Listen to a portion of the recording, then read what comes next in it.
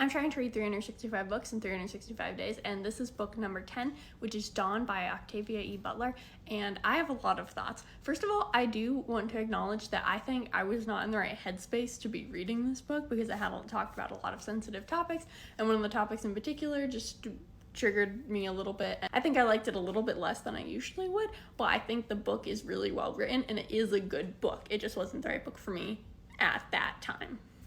So 250 years ago, there's a nuclear war. Basically, all of the humans were extinguished, eradicated. Not extinguished, that's a fire.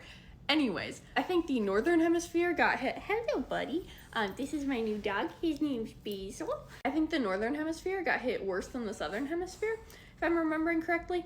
And our main character, Lilith, was in the southern hemisphere. She was in Peru. Anyways, basically everyone is dead. 150 years later, Lilith wakes up and she is in a starship. She's being held captive.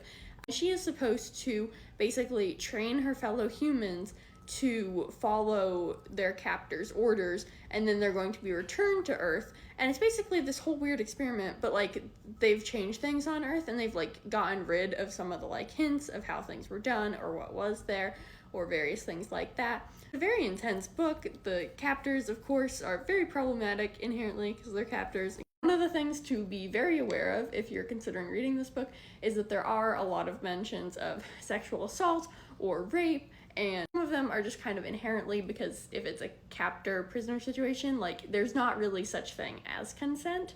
But there's also just a lot of really shitty moments where there is explicit not consent, including moments where basically the captors are like, well, you're saying no, but your body's saying yes. And just to reiterate, in case anyone is curious, that is not how consent works. If someone's body or mouth is saying no, it is a no. If they are not saying yes actively and like showing that they're saying yes, it is a no. That is how consent works, to be clear.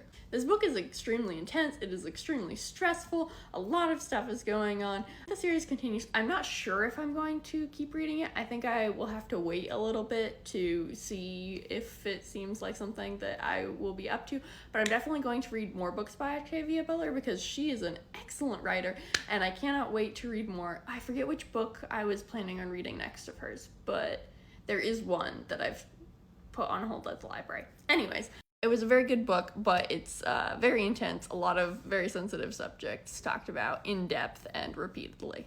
And then the next book I'm going to read is Can't Spell Treason Without T by Rebecca Thorne. Very excited to read this.